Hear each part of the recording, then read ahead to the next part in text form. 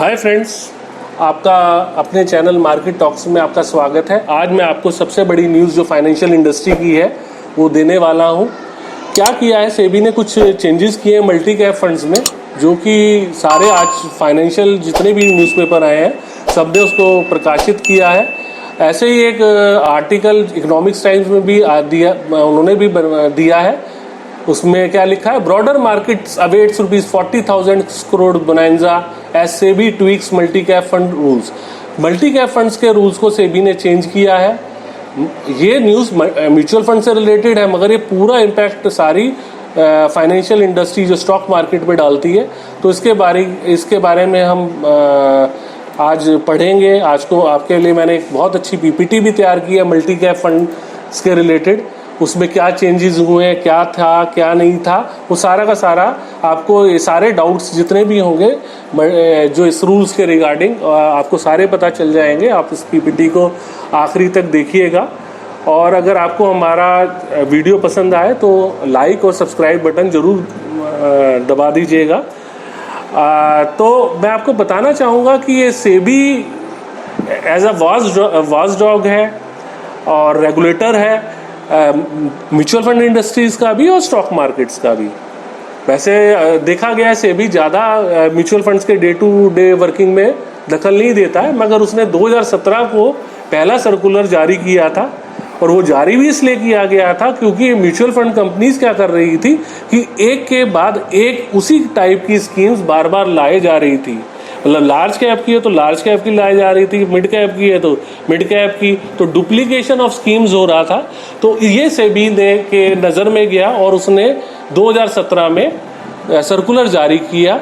अब इससे पहले मैं बताना चाहता हूँ कि सेबी ने किया। सबसे पहले क्या किया सेबी ने, according to market capitalization companies को उनके मार्केट कैपिटलाइजेशन के हिसाब से डिवाइड किया। कैसे डिवाइड किया? जो शुरू की 100 कंपनियां हैं जिनका मार्केट कैपिटलाइजेशन अधिक है उनको लार्ज कैप कंपनी रखा गया उनका नाम।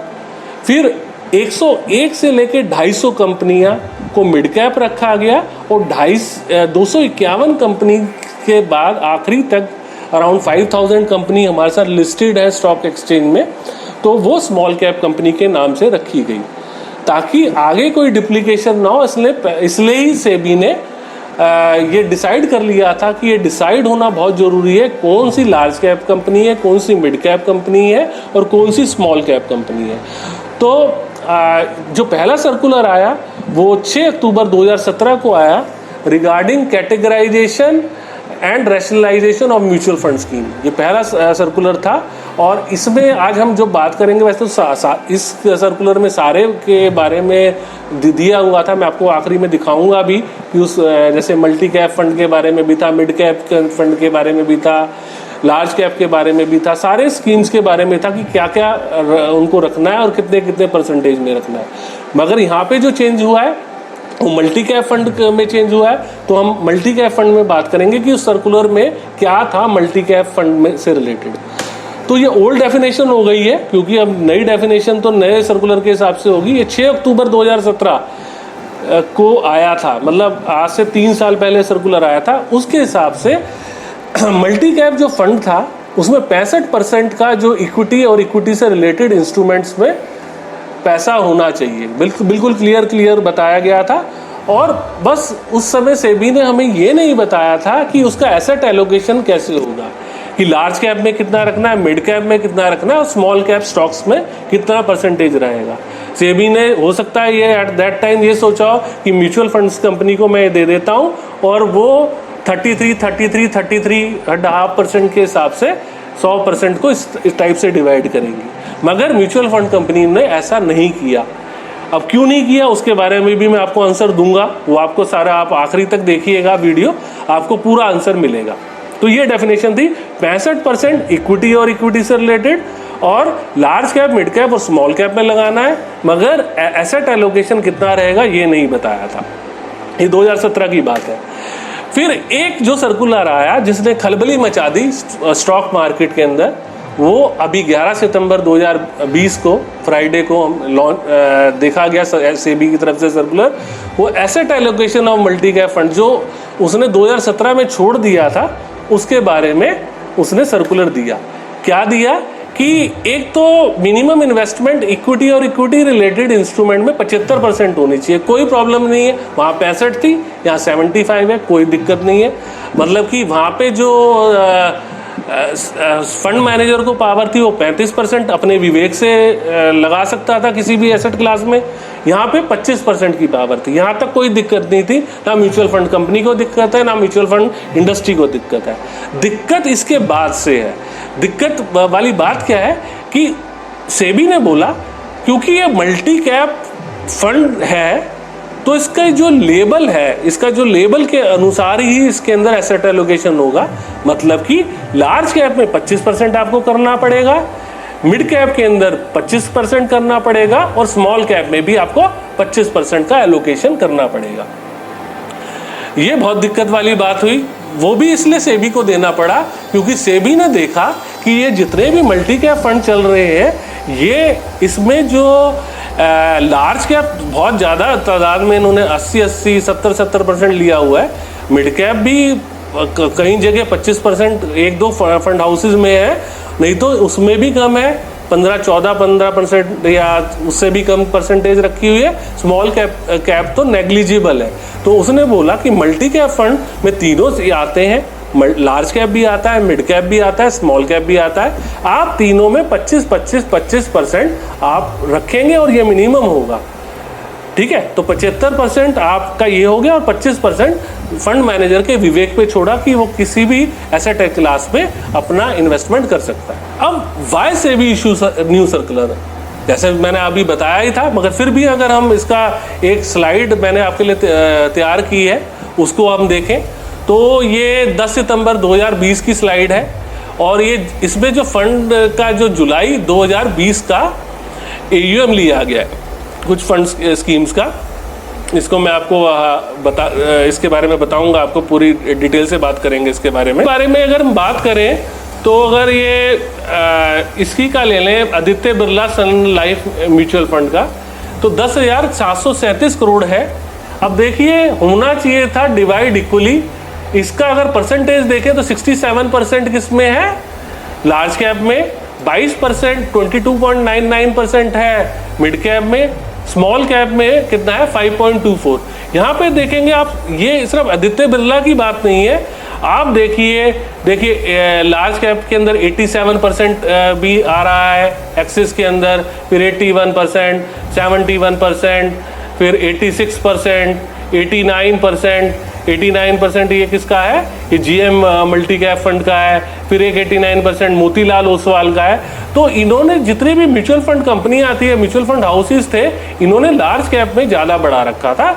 और जबकि मिड कैप में मैंने बताया ही था कि इसमें थोड़ा सा इन्होंने कम किया है। जैसे अगर आप देखें आदित्य बिरला का, इसने 22.99 किया हुआ है, ऐसे 17, 13, 21, 20, तो इस हिसाब से 26.80 जो UTI इक्विटी ने किया हुआ है। और स्मॉल कैप का जो हम जिसके बारे में सेबी सर्कुलर लाया, जो चिंता का विषय है, वो ये वाला पार्ट है मल्टी कैप फंड के अंदर, कि इसके अंदर कहीं पे भी नहीं लगा हुआ कि 5.24, 0, 2.34, 8.05, 3.47, इस हिसाब से 9.05, इस हिसाब से इसके अंदर इनका जो था वो इस हिसाब से पैसा लगा हुआ है।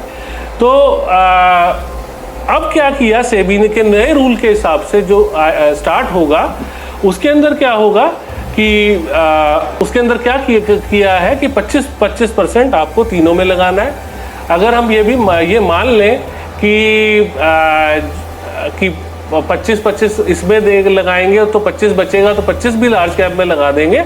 तो भी अगर हम 50% को भी लार्ज कैप फंड मैनेजर्स का सोच लें कि वो लार्ज कैप में लगाने वाले हैं, लगाएंगे। अब लगाएंगे कि नहीं लगाएंगे सर, वो पता चलेगा कि हमें कि वो नहीं लगाएंगे कि नहीं लगाएंगे। मगर हम मान के चलते हैं कि वो लगाते हैं तो भी 34,000 करोड़ 34,516 करोड़ का लार्ज कैप से निकलेगा और मिड कैप और स्मॉल कैप के अंदर इनफ्लो आएगा, जो कि 13,124 करोड़ का होगा और 27,991 करोड़ का इनफ्लो रहेगा इसके अंदर। तो अगर हम परसेंटेज की बात करें तो 23.75% लार्ज कैप से निकल जाएगा और 15.81% मिड कैप के अंदर आएगा और 60% के आसपास स्मॉल कैप के अंदर भी इनफ्लो रहेगा। तो अब हम नेक्स्ट स्लाइड पे चलते हैं। इसी के कारण से सेबी को ये स्टेप लेना पड़ा कि उसको, क्योंकि स्मॉल कैप में भी वो चाहते हैं कि एलोकेशन दे फंड म्यूचुअल फंड कंपनीज, और तो इसलिए उन्होंने इसके अंदर 25% का मिनिमम एलोकेशन का के लिए फंड सारी म्यूचुअल फंड कंपनी को बोला। अब इम्पैक्ट क्या पड़ेगा सेबी के नए सर्कुलर का? तो इम्पैक्ट तो सीधा सीधा समझ में आता है कि मल्टी कैप फंड एक तो अनसर्टेन रहेंगे, बहुत दिक्कत बड़ा भरा टाइम है। जिस भी कंपनी के पास मल्टी कैप फंड है बहुत दिक्कत का टाइम रहेगा थोड़ा, क्योंकि रिडम्पशंस होंगे, फिर इन्वेस्टमेंट्स होंगे स्मॉल और मिड कैप स्टॉक्स के अंदर, तो ह्यूज डिप्लॉयमेंट होने वाला है। मल्टी कैप फंड जिसके पास है वो बड़ा अनस्टेबल रहेगा जनवरी 21 तक।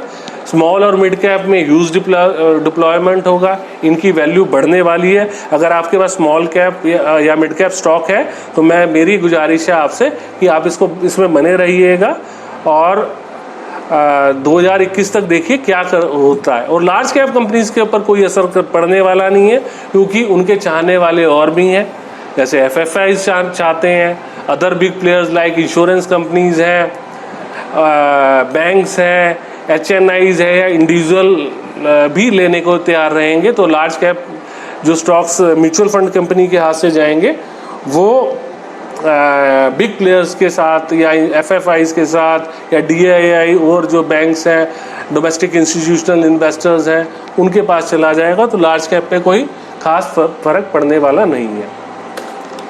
अब म्यूचुअल फंड इंडस्ट्री को खलबली क्यों है, उनको दिक्कत क्या है? उनकी दिक्कत बहुत उनका भी कुछ कहना जायज़ है। तो सबसे पहले तो वो एक रिप्रेजेंटेशन देना चाह रहे हैं सेबी में। सेबी ने उनको बोला है रिप्रेजेंटेशन की देंगे कि दिक्कत क्या है आ रही है उनको। दिक्कत उनको सबसे ज़्यादा स्मॉल कैप से इसलिए दिक्कत है कि स्मॉल कैप स्टॉक्स के अंदर लिक्विडिटी नहीं है। वो बोल रहे हैं 25% कर भी लेते हैं, कोई प्रॉब्लम नहीं है। बड़ी जो मल्टी कैप है वो 30 हज़ार करोड़ के हैं, वो 30 हज़ार का 25% मोटा हो जाता है 7,500 करोड़। तो वो बोल रहे हैं कि अगर हम ये 7,500 करोड़ का स्मॉल कैप स्टॉक्स में लगा देते हैं और बाई चांस हमारे पास लोग पैसा निकालने के लिए, मतलब ह्यूज रिडम्पशन प्रेशर आ जाता है, तो उस समय हम बेचने वाले तो होंगे मगर इसका खरीदार कोई नहीं होगा। तो ऐसा ये बहुत बड़ा प्रॉब्लम आएगा और ये जो उसके जो यूनिट होल्डर के फेवर में कभी भी ये बात नहीं जाएगी, क्योंकि ऐसा एक कंपनी म्यूचुअल फंड कंपनी ने डेट के में अभी नाम नहीं लेना चाहूँगा, बहुत बड़ी कंपनी ने 5-6 स्कीम्स बंद की हैं, वो डेट के अंदर था, इसी टाइप का था। उनके जो उन्होंने बॉन्ड्स लिए हुए थे उसका खरीदार कोई नहीं था। तो ऐसी वो प्रॉब्लम स्मॉल कैप के अंदर ना आ जाए, इसलिए वो चाह रहे हैं कि इससे दूरी बनाए रखी जाए। दूसरा, म्यूचुअल फंड इंडस्ट्री वाले कुछ अल्टरनेटिव्स के ऊपर भी सोच रहे हैं। एक वो सोच रहे हैं कि अपनी इस मल्टी कैप फंड को किसी अपने large and mid cap category के फंड के साथ मर्ज कर दें। लार्ज कैप और मिड कैप कैटेगरी का जो है रेशियो वो 35% लार्ज कैप में है, 35% मिड कैप में है और 30% विवेक पे है जो फंड मैनेजर डिसाइड करेगा। तो उसके अंदर अगर पूरा 30% भी ले लो तो 65% लार्ज कैप में आ जाता है और 35% मिड कैप में आता है। इसके ऊपर भी म्यूचुअल फंड इंडस्ट्री और म्यूचुअल फंड की जो कंपनी है इसके ऊपर भी डिस्कस कर रही है कि ये भी कर सकते हैं वो, अगर सेबी नहीं माना तो सेबी से परमिशन लेने के बाद वो ये अल्टरनेटिव्स पे जा सकती हैं। दूसरा एक वो क्या चाह रहे हैं कि जो कि 2017 के सर्कुलर में फ्लेक्सी कैप करके कोई कैटेगरी नहीं थी, वो चाहते हैं कि फ्लेक्सी कैप करके कोई कैटेगरी बना दे ऐसे भी, जिसमें जो फंड मैनेजर है वो अपने विवेक से पैसा लगाएं और अगर पैसा जो चाहे वो लार्ज कैप में लगाएं, चाहे मिड कैप में लगाएं, चाहे स्मॉल कैप में लगाएं, जो भी लगाएं वो होगा तो वो कस्टमर के और यूनिट होल्डर के फेवर में ही। तो वो फ्लेक्सी कैप भी एक कैटेगरी चाहते हैं, ताकि अगर ये मल्टी कैप से में अगर सेबी नहीं चेंज करता तो वो सारा का सारा इसको कैटेगरी चेंज करके फ्लेक्सी कैप में ले आए। वो अब यही चाह रहे हैं कि सेबी हमें बुलाए और सेबी इसके ऊपर कुछ निर्णय सुनाए। वैसे सूत्रों से हमें पता चला है कि सेबी उनसे पॉइंट्स मांगे हैं, उनकी क्या क्या प्रॉब्लम है उसके ऊपर डिसाइड कर सकता है। मगर देखते हैं कि सेबी ये डिसीजन लेगा या नहीं लेगा, या जो भी लेगा वो कस्टमर के फेवर में होगा। और उनका जो म्यूचुअल फंड का कंपनी का ये भी कहना है कि जो आपका NSE 500 बेंचमार्क है उसमें भी जो वेटेज है 80% लार्ज कैप कंपनीज का है, 14% मिड कैप कंपनीज का है और 6% जो वेटेज है वो स्मॉल कैप कंपनी का है। तो जब आपके बेंचमार्क में इतना डिफरेंस है तो हमारे अगर जो AUM में भी हमने उस हिसाब से एलोकेशन दिया है तो क्या दिक्कत है। मगर ये सारा चीज़ें डिसाइड करनी सेबी ने है, ना आपको डिसाइड करनी है ना मुझे करनी है। और सेबी ने डिसाइड अभी तक जो किया हुआ है 11 सितंबर 2020 तक कि 25% एलोकेशन तीनों में रहेगा और 25% फंड मैनेजर अपने डिसाइड करेगा क्योंकि उसको कहाँ लगाना है। तीनों में किसमें? लार्ज कैप, मिड कैप और स्मॉल कैप, 25%। तो ये था। आगे आने वाला जो टाइम रहेगा स्मॉल कैप और मिड कैप की बल्ले बल्ले होने वाली है, काफ़ी पैसा उसके अंदर देखने को मिल सकता है। और जो लार्ज कैप कंपनी जो है उस पर भी कोई ज़्यादा नुकसान नहीं पड़ने वाला क्योंकि उसके चाहने वाले और भी हैं। तो ये मेरे एक छोटी सी मैंने स्लाइड बनाई थी आपके लिए। और मैं आपको जो मैं सर्कुलर्स की बात कर रहा था तो ये सर्कुलर भी आपको दिखा देता हूँ कि ये 2017 को सर्कुलर आया था। और इसके अंदर इसका अगर एनेक्चर देखा जाए तो मल्टी कैप फंड में यही दिया हुआ है जो मैंने दिया था अपनी स्लाइड में भी, 65% टोटल एसेट्स इक्विटी और इक्विटी रिलेटेड में होगा।